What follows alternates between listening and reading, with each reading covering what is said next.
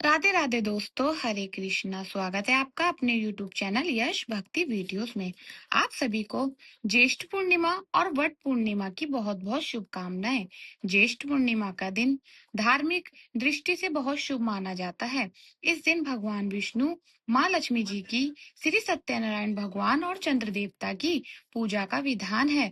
और ज्येष्ठ पूर्णिमा को वट पूर्णिमा के नाम से पूजा जाता है, क्योंकि इस दिन वृक्ष की पूजा करके सुहागन महिलाएं अपने पति की दीर्घायु की कामना से निर्जलाहार और निराहार वट सावित्री व्रत रखती हैं।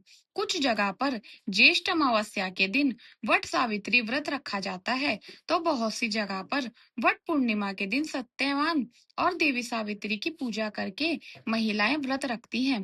पूर्णिमा का व्रत चंद्र देवता की पूजा के साथ ही पूर्णिमा होती है। आइए जानते हैं इस बार ज्येष्ठ पूर्णिमा का व्रत किस दिन रखा जाएगा।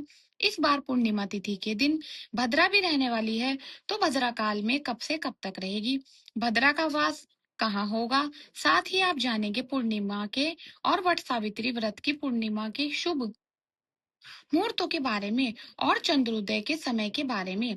अगर आपको जानकारी थोड़ी सी अच्छी लगे तो वीडियो को लाइक जरूर कीजिएगा। हिंदी पंचांग के अनुसार पूर्णिमा तिथि इस बार 29 जून सोमवार को सुबह तड़के 3:07 से शुरू होगी और पूर्णिमा तिथि का समापन होगा 30 जून मंगलवार को सुबह 5:26 पर। ऐसे में इस बार पूर्णिमा का व्रत, स्नान दान, श्री सत्यनारायण व्रत और वट सावित्री का व्रत 29 जून दिन सोमवार को ही रखा जाएगा, क्योंकि 30 जून को पूर्णिमा तिथि सुबह ब्रह्म मुहूर्त में ही समाप्त हो रही है। ऐसे में आप कंफ्यूजन मत होइएगा। 29 जून सोमवार को ही पूर्णिमा स्नान दान और व्रत किया जाएगा। स्कंद पुराण के अनुसार वट सावित्री व्रत ज्येष्ठ मास की पूर्णिमा के दिन करना चाहिए। इसलिए गुजरात, महाराष्ट्र और दक्षिण भारत की सुहागनें महिलाएं ज्येष्ठ पूर्णिमा को इस व्रत को करती हैं। हमारी सनातन संस्कृति में वट सावित्री को एक और शिव जी का रूप माना गया है, तो दूसरी ओर पद्म पुराण में इसे भगवान विष्णु का अवतार कहा गया है। इसलिए सौभाग्यवती महिलाएं ज्येष्ठ पूर्णिमा को व्रत रखकर वट वृक्ष की पूजा करती हैं, जिसे वट सावित्री व्रत भी कहते हैं। इस दिन वट वृक्ष को जल से सींचकर उसमें सूत लपेटकर 108 बार परिक्रमाएं की जाती हैं। पुराणों में वर्णन है कि वट वृक्ष के मूल भाग में भगवान ब्रह्मा, मध्य में श्री विष्णु तथा अग्रभाग में महादेव का वास होता है। इसके अलावा वट वृक्ष को अमरारत का प्रतीक भी माना जाता है। इसलिए जो महिलाएं इस दिन व्रत नहीं भी रखती हैं, उन्हें भी वट वृक्ष की पूजा करनी चाहिए। सोमवार के दिन होने के कारण इस दिन का महत्व और भी बढ़ जाता है, और यह सोमवारी पूर्णिमा और 29 जून सोमवार को ब्रह्म मुहूर्त सुबह 4:12 से 5 बजे तक रहेगा, जिसमें आप पूर्णिमा का स्नान करके पूजा कर सकते हैं। इस दिन सूर्योदय होगा सुबह 5:48 पर, सूर्यास्त होगा शाम 7:12 पर। अभिजीत मुहूर्त दोपहर 12:03 से 12:57 तक रहेगा, जिसमें आप श्री सत्यनारायण भगवान की पूजा और कथा का पाठ कर सकते हैं। राहु काल सुबह 7:30 से 9 बजे तक रहेगा, और इस दिन भद्रा काल सुबह 5:26 से शाम 4:16 तक रहेगा। भद्रा का वास पाताल लोक में होगा। इसलिए इस पूजा पाठ संबंधित कोई भी कार्य आप कर सकते हैं, क्योंकि पाताल लोक की भद्रा पृथ्वी लोक पर अशुभ नहीं मानी जाती है।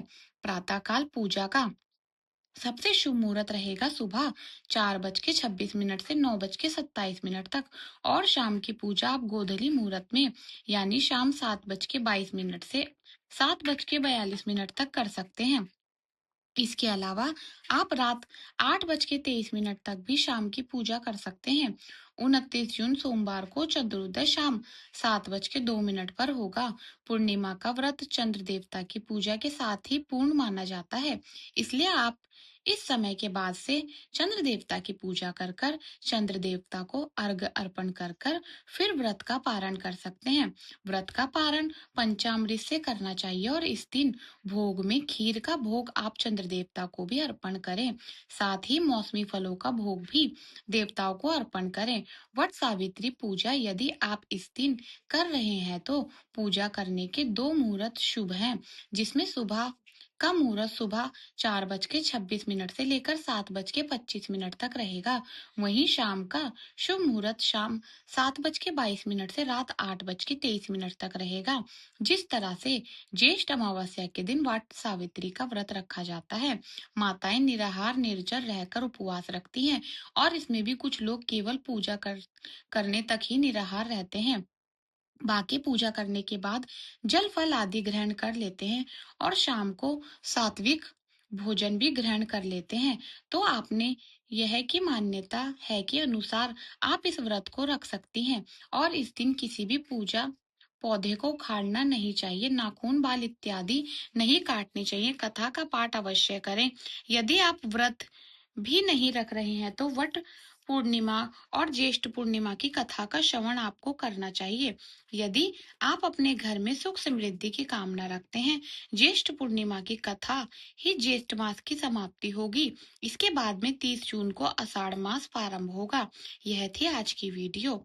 अगर आपको वीडियो अच्छी लगी है तो कमेंट बॉक्स में ओम नमो भगवते वासुदेवाय जरूर लिखें। राधे राधे।